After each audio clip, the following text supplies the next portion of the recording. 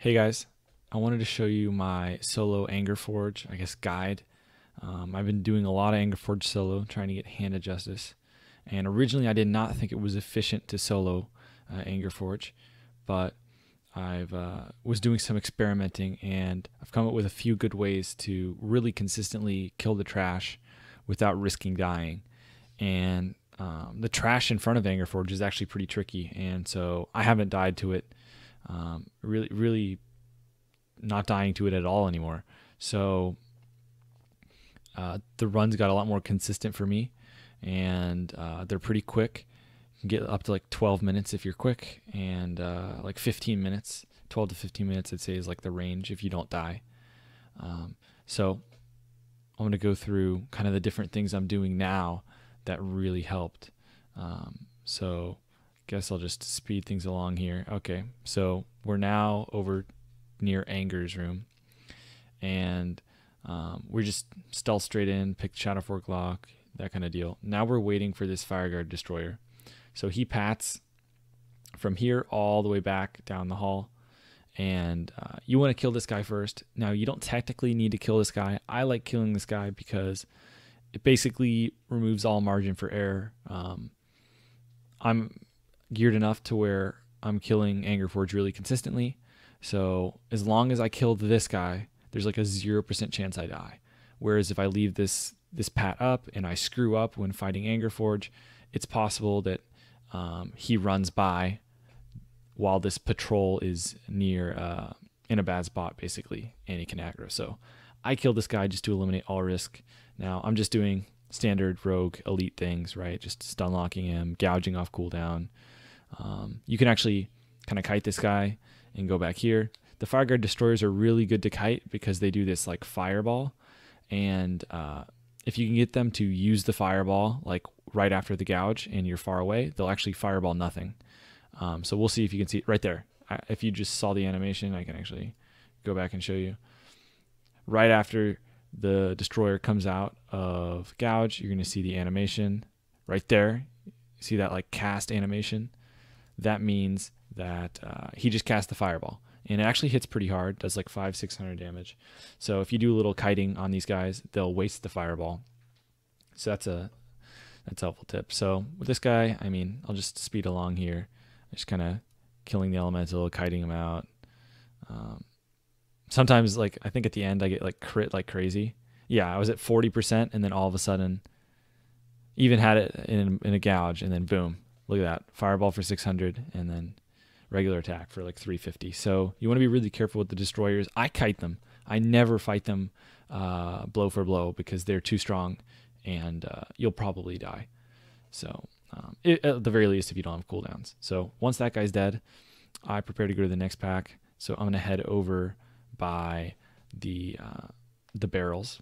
Now I'm always eating food here in case I need a bandage in combat. So that's why I'm eating, even though it's slower than bandages. So I always sap the lower level enemy or the Dragoon if there's a Marshal and a Destroyer. And so what we're going to do here is we're going to sap one dwarf, pop all our CDs to kill another dwarf. Now, if you have really good gear, or you get like good procs, depending on your gear and stuff, you can kill the Destroyer as well. So in this case, I think I got lucky. I think I got procs. Now you see me, I actually drink a potion ahead of time. That's because I'm an orc and I wanted to use Blood Rage. So throughout the video, you're going to see me potioning really early and then pressing Blood Rage for the extra attack power. That's just an orc thing. You can hold on to your potion until you really need it.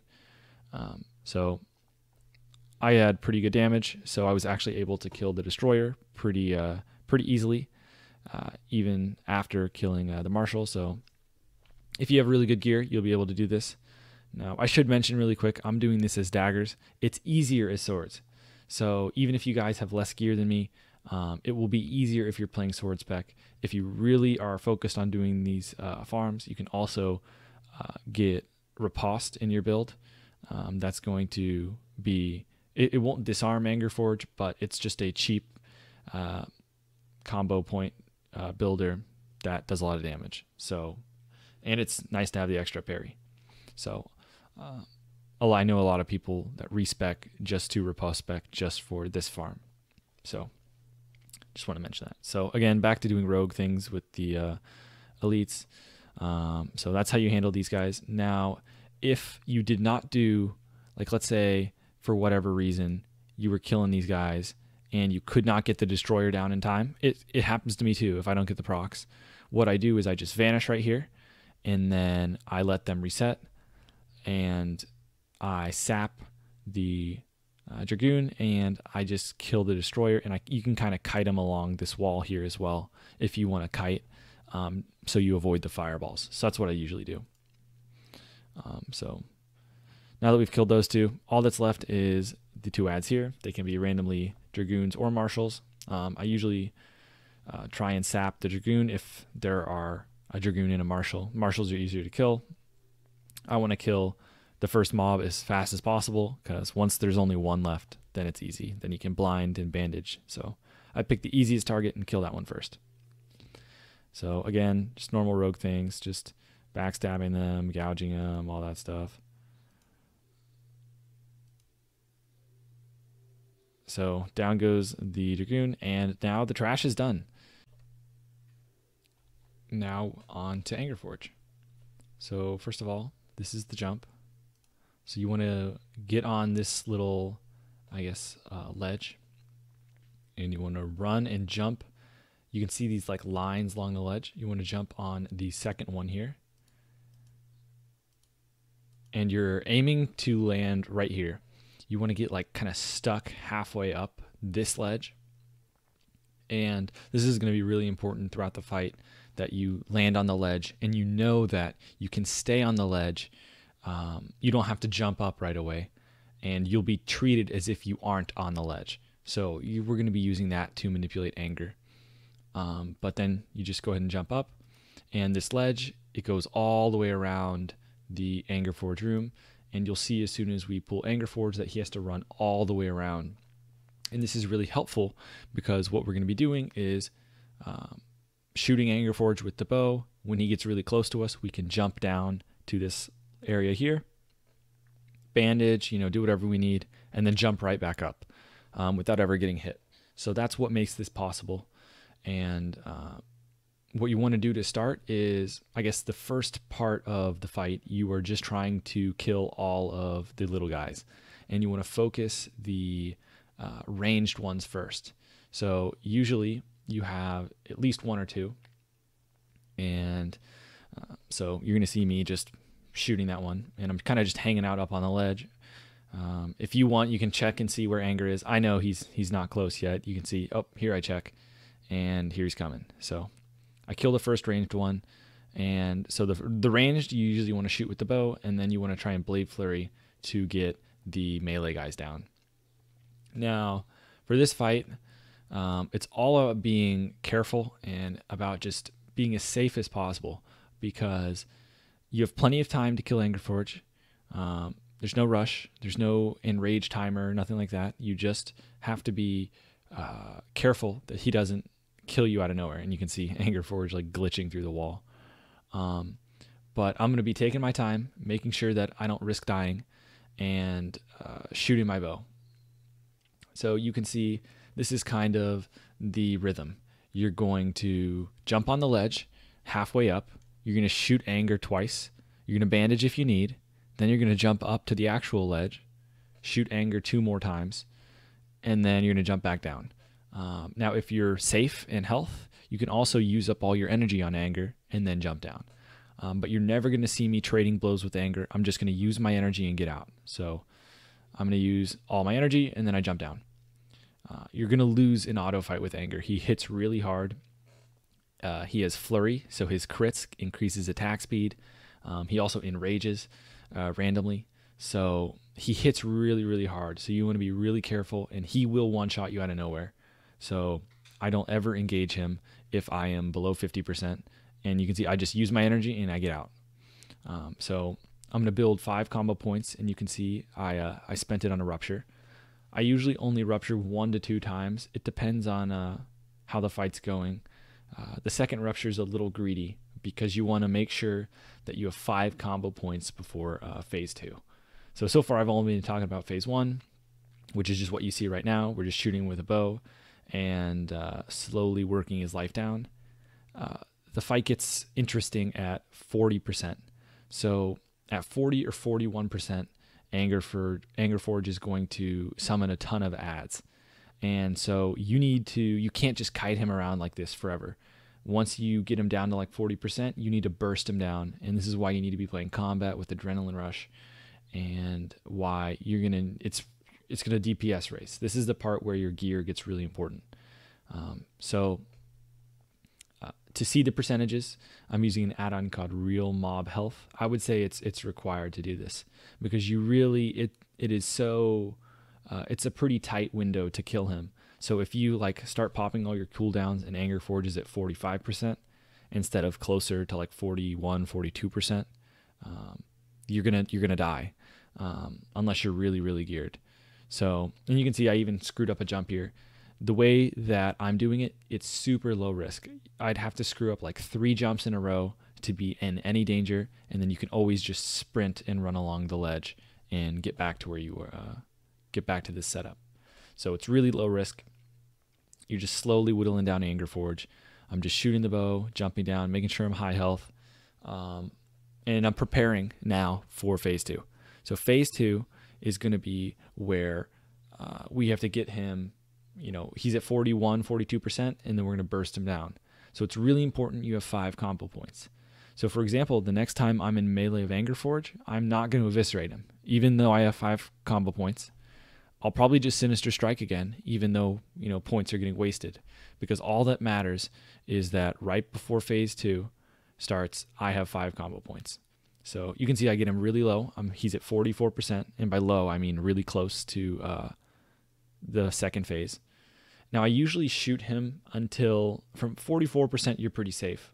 Depending on your bow, it might be a little riskier if you have a slow bow. But I usually start worrying about my bow sending him into 41% when he is at 43%. So like right here, I'm going to wait for him to get close. I'm going to shoot one more bow shot, and I'm going to fight. So you're going to see I'm going to slice and dice. I get 1 Sinister off. I think I Sinister twice. Then I'm going to Blade Flurry.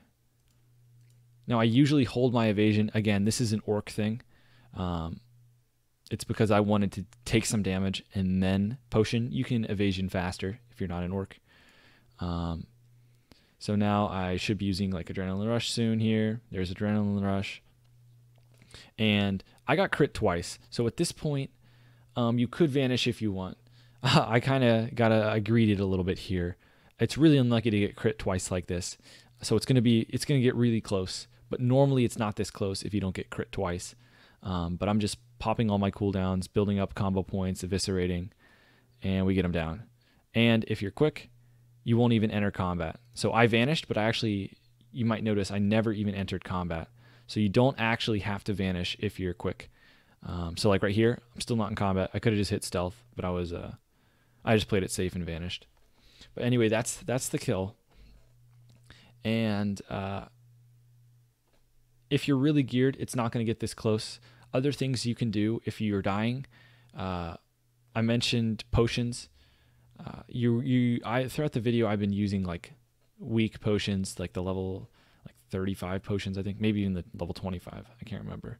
But they're the ones you get from all the lock boxes. So I just had a ton of those laying around. But if you want to give yourself a better shot, use a major health potion. You can elixir. You can elixir a mongoose especially. You can use agility food. There's a lot of things you can do to give yourself a better shot. But that's how you kill Angerforge solo as rogue. All right, I wanted to show what you do if you're only able to kill 1 mob on that pack by the barrels. So you can see I sap, and then I just start kiting the Fireguard Destroyer. And you can kite him along this path. This is the same ledge that Anger will run on when you're killing him. And you can see I just kiting this guy, same way I killed the first Fireguard Destroyer. And bringing him all the way along the ledge. And continue to just do rogue stuff. Now I also wanted to show this clip because you're going to see very quickly things go wrong. So for example, the sap is about to break, and that marshal is about to come on over, and I'm going to be in a 2v1. So here he comes. Now, usually I'm able to kill the destroyer a lot quicker, but, whatever, crits, I don't know what happened, but did not get him down that quickly. And so, but I'm not done for, right? You can always just do the same strategy you do on anger with the trash. So you can see, once I'm in trouble, I just jump down the ledge and I just start bandaging. So again, I just sprint for the hills, drop down, and you're safe to start bandaging. Now, this is a safe location right here, even if you had a Dragoon. So if that wasn't a Marshal and it was a Dragoon, this would be a safe spot because you won't get shot from the mob until it gets all the way over on the other ledge. So even when you're killing the trash, you should never die to the trash. You can just start using some of the strategies that you use on anger for the trash. So not only you're going to see, I'm going to start alternating through, but there's another trick you can do. I'm going to keep jumping back and forth. If you're in this situation where you have two mobs on you, you can actually do like a little gouge trick. So I'm going to let the mobs come to me, and then I'm going to do some damage, and then I'm going to gouge. And one of the mobs is going to run away. The other one's gouged. So I just jump right back, and I can fight him again. And then I can gouge. And you can just keep repeating that, where even though there's two mobs, you are able to fight one at a time. So that's another trick. Just wanted to point this out in case you run into trouble with the ads. You can always just handle them like you do Angerforge, kite them around, jump up and down the ledge, and bandage. So this is what you can do to make sure that you never die to the ads. Last thing I wanted to mention, I did not cover poisons. Just use instant poison on both of your main and your offhand. You can use deadly for Angerforge, but that'll kind of mess up any gouging that you do on the trash ahead of time. So I would just stick with instant poison on both the main and the offhand. And I guess the last thing I'll leave you with is you will still die. So you're about to see right here, sometimes you'll just get walloped out of nowhere. So even though I've been doing a ton of these runs and I try and play it safe, sometimes you'll just die out of nowhere. And you can see, at one moment I was 40% and the next I just died. And Angerforge just, boom, you're dead. So you also have to be careful dropping down from the ledge. They'll still hit you, even though you're on the ledge now. They'll hit you before they start running back. So you got to be really careful, play it safe, but still expect to die on occasion to things like this. But that's all, and good luck on your Hodge drops.